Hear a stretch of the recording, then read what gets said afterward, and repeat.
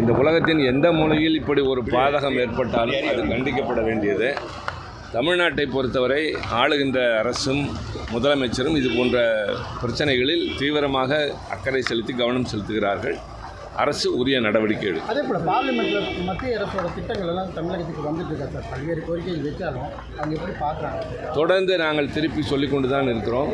நியாயமாக தர வேண்டியதை கூட அவர்கள் தர தாமதிக்கிறார்கள். முதலமைச்சர் கடிதம் எழுதியிருக்கின்றார். அதற்கு அப்பாற்பட்டு எங்களை போன்றோர் தனிப்பட்ட முறையிலும் கோரிக்கை வைக்கிறோம்.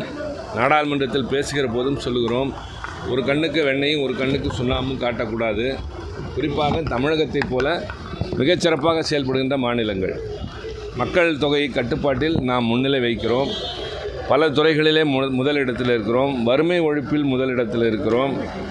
மற்ற மாநிலங்கள் வட மாநிலங்களோடு ஒப்பிடுகிற போது தமிழ்நாடு பல வகையிலே முன்னேற்றம் கண்டிருக்கிறது. ஆனாலும் இந்த மாநிலத்தை வேறு கட்சி ஆளுகிறது என்ற மனநிலையோடு பார்க்கின்ற அந்த பார்வையை ஒன்றிய அரசு தவிர்த்திட வேண்டும். அது கூட்டாட்சி தத்துவத்துக்கு ஏற்புடையது அல்ல. இந்த மணிப்பூர் விவகாரத்தில் அமைதியாக இருந்துட்டு மத்திய அரசு இப்போ கொல்கத்தாவில் ரொம்ப எல்லாருமே ரியாக்ஷன் பண்ணுறாங்க. நீங்களே அதை சொல்கிறீர்கள். அதாவது கொல்கத்தா விவகாரத்தில் அவர்கள் அக்கறை காட்டுவதில் நாம் யாரும் குறை சொல்லவில்லை. ஆனால் மணிப்பூரிலே பெண்களை நிர்வாணமாக சாலையிலே ஊர்வலம் வைத்து நடத்தினார்கள்.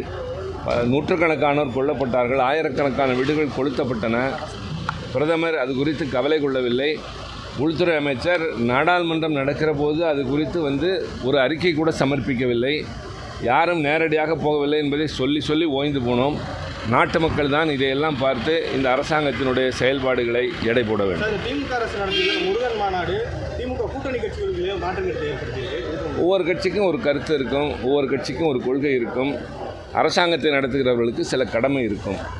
இந்த வகையிலே தான் இந்த பிரச்சனை பார்க்கணும். நடிகர்கள்லாம் கட்சி ஆரம்பிக்கிறது எப்படி பார்க்குறீங்க? ஜனநாயக நாட்டில் யாரும் கட்சி ஆரம்பிக்கலாம், யாரும் அரசியலுக்கு வரலாம், யாரும் தேர்தலில் போட்டியிடலாம். இந்த பிரிவை சார்ந்தவர்கள் வரலாம் வரக்கூடாது என்று நிர்ணயிக்கிற உரிமை யாருக்கும் கிடையாது. வரலாம், மக்கள் தீர்மானிப்பார்கள். அவருடைய செயல்பாடு இருக்குமே தவிர இவர் ஏன் வருகிறார், இவர் எப்படி வரலாம் என்றெல்லாம் கேட்பதில் பொருள் இல்லை. இது ஜனநாயக நாடு. இந்த ஜனநாயக நாட்டில் எல்லோருக்கும் அந்த உரிமை உண்டு. நீங்கள் கூட நாளை தேர்தலில் போட்டியிடலாம். விருப்பம் இருந்தால், செல்வாக்கு இருந்தால் வெற்றி பெறலாம். அதனால் யார் எவர் என்பதை அவர்கள் பணியாற்றுகிற துறையை வைத்து பேசுவதை விட இது அவர்கள் வருகின்றார்கள், காலம் தீர்மானிக்கும், மக்கள் தீர்மானிப்பார்கள். இணக்கமாக இல்லாமல் பல்வேறு திட்டங்கள் தொடர்புடைய வராமல் போகுது. இணக்கமாக இல்லைன்னு சொல்லாங்க. முதல்ல நான் சொன்னேன், தமிழ்நாடு அரசு ஒரு மாநில அரசு என்ற பொறுப்போடு தன்னுடைய கடமைகளை முறையாக செய்து வருகின்றது. அதனால்தான் பல குறியீடுகளில் நாம் முதலிடத்தில் இருக்கிறோம். தொழில்துறையில் முன்னேறி இருக்கிறோம், வறுமை ஒழிப்பில் முன்னேறி இருக்கிறோம். அதாவது உயர்கல்வி சேர்ப்பில் இந்தியாவில் சராசரியை விட நாம் மிக அதிக அளவில் உயரிடத்தில் இருக்கிறோம். 27 என்பது 47 என்று இருக்கிறது. ஆக தமிழ்நாடு உரசலில் இல்லை, கடமையை செய்கிறோம், உரிமைகளை எதிர்பார்க்கிறோம், கேட்கிறோம், போராடுகிறோம். ஒன்றிய அரசு நியாயமாக நடந்து கொள்ள வேண்டும் என்பது எதிர்பார்ப்பு. இதை ஊடகத்தை சார்ந்த நீங்களும் சரி, நாட்டு மக்களும் சரி, இருவருடைய செயல்பாடுகளையும் எடை போட்டு பின்னாளில் தீர்ப்பளிக்கிற நேரத்தில் முடிவெடுக்க வேண்டும்.